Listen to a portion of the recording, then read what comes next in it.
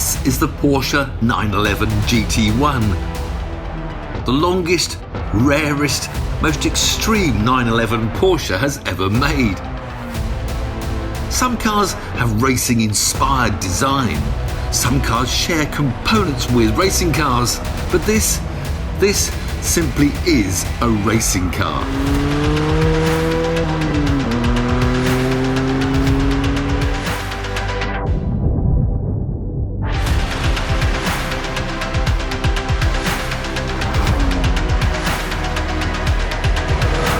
The origins of this GT1 stretch right back to the great decade of Group C World Sportscar Championship racing during the 1980s, which attracted up to a dozen manufacturers that made cars for this series.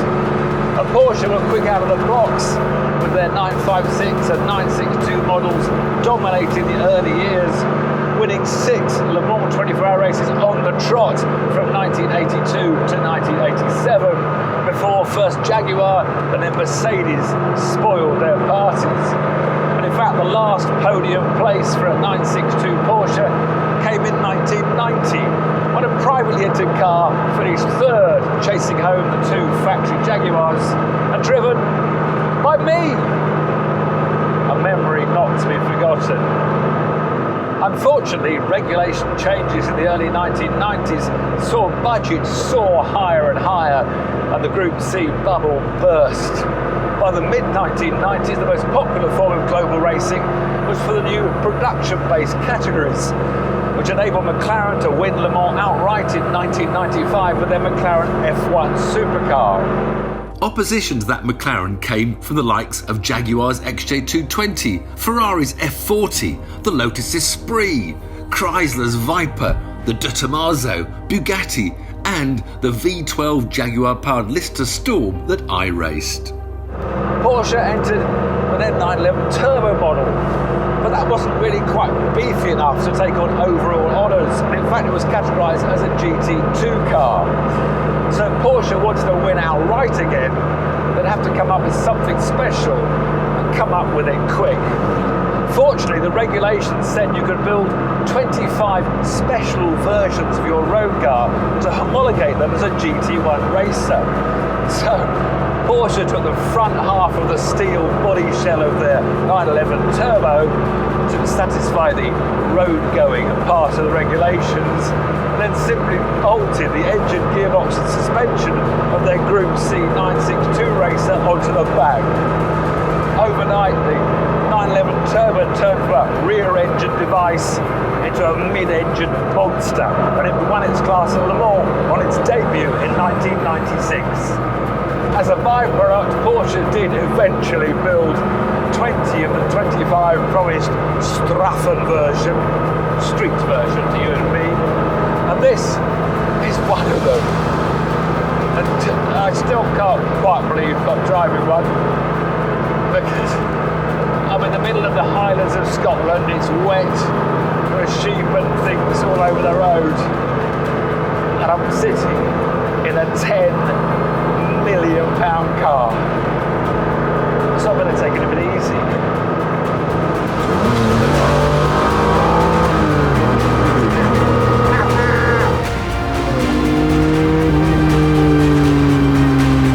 Awesome. Absolutely awesome. The engine is a 3.2-litre flat-six twin turbocharged and mid-mounted, which, as any Porsche aficionado will know, is unlike any other 911 road car. It's got bags of grunt, kicking out 554 horsepower and taking the GT1 from 0 to 62 in 3.9 seconds. Unfortunately, as soon as I start turning on that amazing flat-six turbocharged engine behind me, you can't hear anything I say. A sort of harsh, guttural sound just fills the cockpit, lights you up. It's not a pretty sound like a V12 normally aspirated engine, but it's like a meaningful, punchy sound. You see, this is what driver satisfaction is all about. Or should I say, driver involvement. So I'm sitting in a seat which holds my back, it holds my hips, it holds my legs. I've got a lovely footrest. The clutch is very heavy, but it does the job.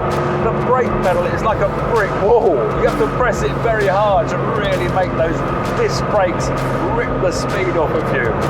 The gear change is as chunky as they come, but the steering is as light and positive as you can possibly wish for.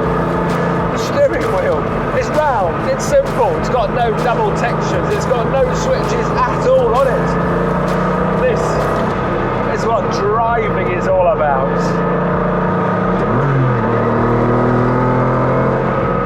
Of course, I'm just realising that this gear change I'm using here is the same gearbox that I use for 4 of my Le Mans 24-hour races. And the gearbox on the Porsche 956 962 was unlike most racing gearbox because it was a synchromesh gearbox. So unlike the quick snip, snap, snap straight racing manual, you had to change slowly with the 956. It didn't want to be rushed. If you rushed it, it balked. It frustrated you as a racing driver, but it was a gearbox that would last for 24 hours after 24 hours after 24 hours. Of course, things like that pure, distilled driving experience and bulletproof gearbox are byproducts of the GT1's racing development. But that track focus can have its downsides too, especially when driving on an undulating British B-road. As you might expect, the ride quality isn't exactly Rolls-Royce smooth. I like to feel connected to the road. The GT1 also tramlines this way and that as it catches every camber on the surface. At first you sort of try to fight it, but that just makes it worse. And you still understand the best way is to relax your grip on the steering wheel, let it do what it wants, within limits of course. The car goes up and down a bit when you get through undulations. But that's exactly what the racing models did as well. I was lucky enough to be invited to Germany to drive a racing version of this GT1 for a Top Gear item, which probably you can find on YouTube somewhere. And it was an amazing experience. But the only time I ever got to drive a road-going version, the Straffen version, was round and round a Porsche showroom in Singapore, where someone had bought a GT1, imported it to Singapore before they realised you can't drive left-hand drive cars on the roads in Singapore. So all I could do was drive it round and round. That's also on YouTube somewhere. But now I'm in a street version on a very exciting piece of street. This is where it belongs, out in the wilds, going wild. And what I really love about cars like this is that when you're doing 60 miles an hour, it feels like you're doing 160 miles an hour. That's the problem with the modern hypercars. They go so fast and the driver doesn't appreciate how quick they're going. And this sort of feedback from this Porsche bouncing across the road is what keeps you in a sensible mode. Well, almost sensible. The GT1 is a brutal machine and about as uncompromised as a road car can get. It was built to bend the racing rulebook, not serve as a daily driver. But the idea you could effectively drive a Le Mans winning GT car to the supermarket is brilliant. And whether you're behind the wheel or happen to be lucky enough to see one driving down the road, it doesn't fail to make an impression.